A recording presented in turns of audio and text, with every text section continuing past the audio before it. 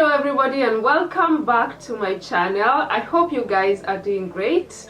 If you're new here, my name is Nancy and I make videos on how you can come to the UK as a registered nurse, how life is after that. I make some lifestyle videos and also some travel videos. So welcome to my channel, and if you haven't subscribed, remember to subscribe and also click on the notification bell so you're notified anytime I upload a new video. For the returning subscribers, I would like to thank you guys so much for the support that you have shown me over time. Today I'm going to be talking about something that a lot of people have been asking me. I have had people ask me if my expectations were met as a nurse from overseas coming to work in the UK. I've had people ask me if I regret coming here, or if I had a chance, would I do it all over again? And so today I will be telling you guys some of the expectations that I had before coming here and if they were met or not.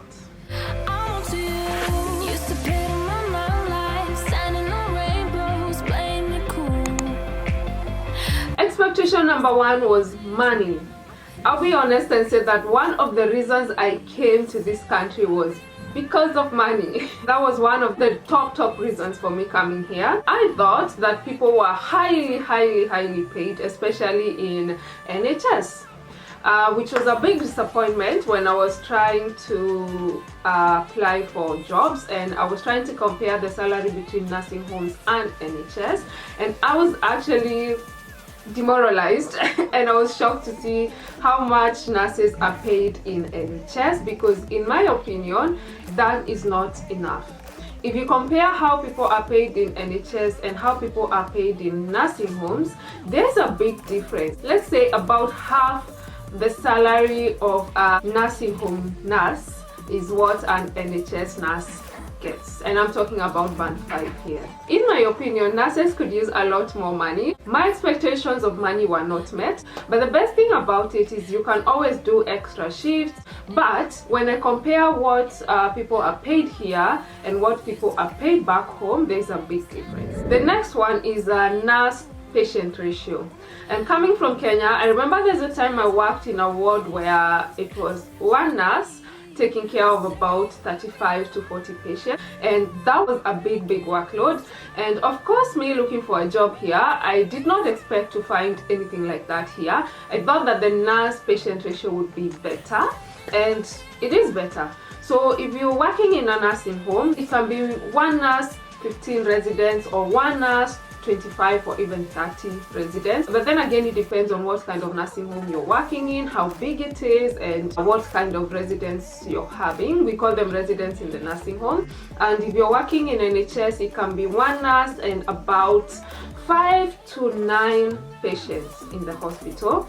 And if you're working in a unit like ICU, you can get one nurse and 2 patients, or even 1 patient, again depending on how many people are being admitted. And these are ratios at a time where this country actually needs a lot of nurses, and that's why you guys are working so hard, are doing all those exams to get here. The next one was the length of the shifts. I had this idea that in the UK people had 8-hour shifts. I don't know where I got that idea, but it was in my head that I will be doing 8-hour shifts once I get here. I don't think I read my contract carefully, because even when I reported to work, I expected to work 8, and then they started saying, oh, it's 12-hour shifts. We have shifts from 8 to 8, whether you're doing night or day shifts. To be honest, I have done even 14-hour shifts in other places. I do not mind having the 12-hour shifts. I actually prefer doing 12-hour shifts than doing 8-hour shifts and working more days, if you get what I mean. So I don't mind working 12-hour shifts. So for me, that's alright, no problem. So the other thing was I expected to have a really hard time adjusting to how things are done here at work and also in my social life, because I remember while I was still preparing to come, I would go on the internet and try to search how people adapt to coming to work in the UK, and people were like, the blogs I was reading, people were telling stories of how hard it is, how there are so many rules here that people don't understand, and people are always out to get you. So despite that, I came and I thought if some people are still there and they have done it, why not me? So when I got here, it was a bit difficult because you find that the rules are different, and that took a bit of time for me to adapt. Considering the language was English, I did not have to learn a new language. I had already trained in nursing, so it's not like I was coming to start all over again. And I was very lucky to be in a place where people were willing to show me around. People were always saying, if you don't know something, ask.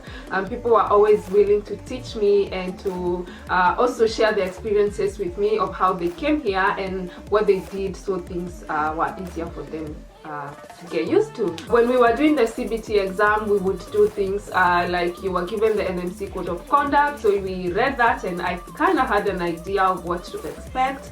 There were other things that you read about safeguarding of adults and children, you know, things like that that we were preparing in CBT kind of prepared me to understand what to expect when I got here. So I would say that it was fine. I did not really have a hard time, and I got into the habit of asking a lot of questions if I didn't understand or if I wasn't very sure of what to do. So things were good. Next thing is documentation. In nursing school, we were taught that if you don't document something, then you never did it. And I remember in Kenya, we used to make sure we document everything in that nursing cadet. Make sure you document everything that you did to the patient. And I thought it would be the same here. And then I got to this country and I realized that the amount of paperwork in this country is insane, guys.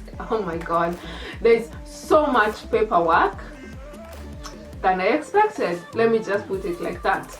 Of course, I expected to do the normal documentation, like documenting whatever I did for my patients, if I take vitals, and you know, with medication, just you know, the normal stuff that we do. And then I got here and I learned that there are other kinds of documentations like risk assessments.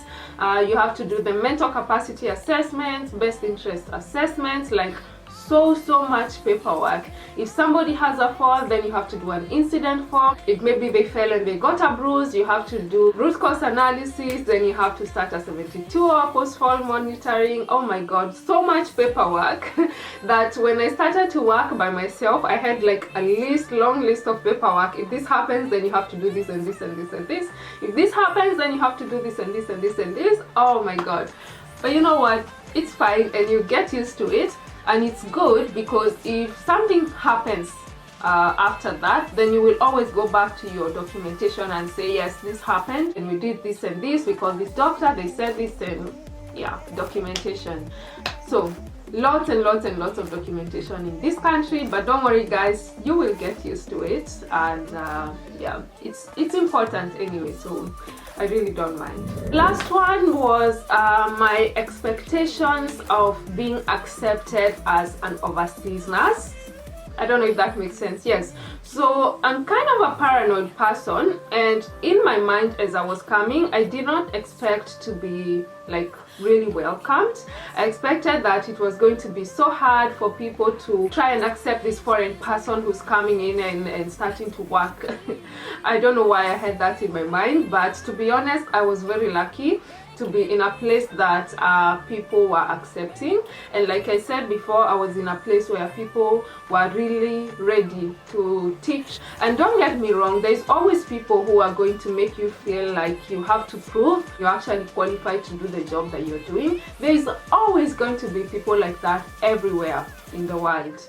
But I don't really let people like that bother me, and I try to focus on what brought me here. And I also try to focus on people that are nice and people that are trying to help me, so we can help each other. So I did not have a hard time being accepted. And I've also had stories of other people who say that their workplaces, people actually accepted them and they were nice to them, very supportive, and even willing to show them around outside of work. So yeah, don't be worried, because this is a question that a lot of people always ask me, like, were you accepted? Is there racism? You know, those kind of questions. You shouldn't really be worried about that. There is always going to be nice people and there's always going to be bad people.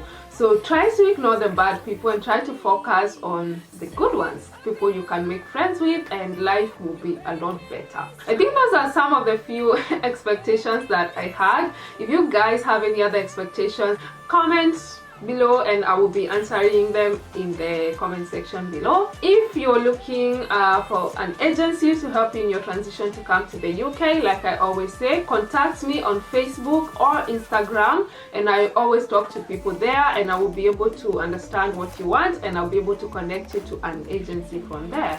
So thank you so much guys for watching. I'll see you on my next video. Bye. You're making me strong.